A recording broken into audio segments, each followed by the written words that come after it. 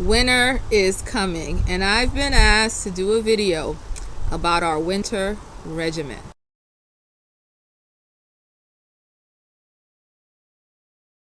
Unless you're going from your car to the store, or and you don't do a lot of standing around at the bus stops, you really should keep your hair covered in the winter. But if you have dreadlocks like me, this type of white hat with these white fuzzy fibers is just a thing that's going to leave lint in your hair, and the wind is whipping out here with a stocking cap. And with the girls, I'll be honest that I crochet hats for them, and I don't always remember to put anything in. Let's be honest.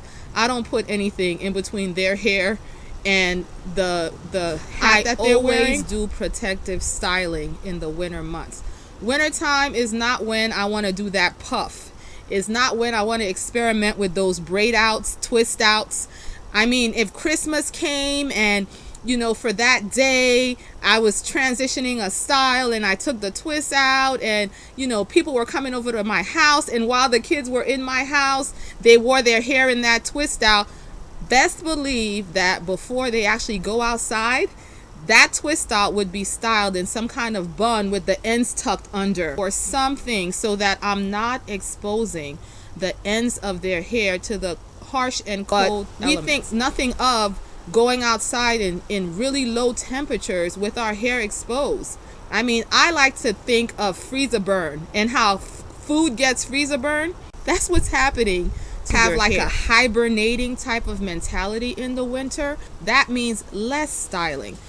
Pick styles that last longer, so that I'm not styling their hair shea as butter much. I've noticed that stuff will just sit on top of the hair and not go anywhere.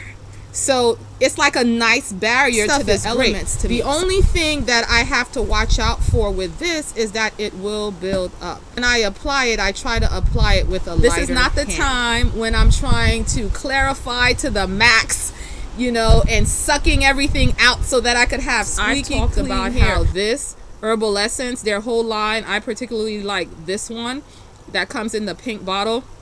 I talk about how it's a detangler like no other. The only problem with this stuff, it does have silicones in it. They build up, and then it's like a barrier that prevents moisture from getting to your hair. So over time, your hair can get dull and brittle, and it causes all sorts of problems. So in the wintertime, this is not what I'm reaching for. Now, I've been thinking about experimenting a little bit more, and a video is coming about this Shea black soap. I know from using it in the past that it has a little bit more of a clarifying effect than my Trader Joe's gentle shampoo. So if I run into, oh my gosh, this shea butter is building up so much that the hair is not performing the way I want it to perform, I'll reach for something like this in the wintertime before I reach for something with sodium lauryl. I know I told you in a previous video that I will use a shampoo with sodium lauryl sulfate in it if I need to clarify that much.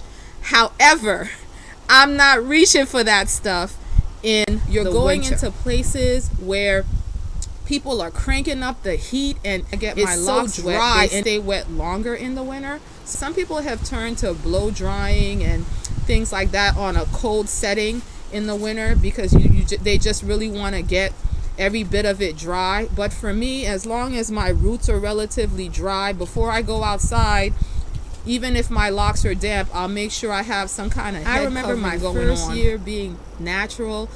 Long before I had locks, I had a teeny weeny afro, and I remember being really nervous about the winter. I felt like I was going to lose all my progress in the winter, but I made it through the winter. I think I tried to address everything, but if you still have any more questions, we could continue this discussion down below.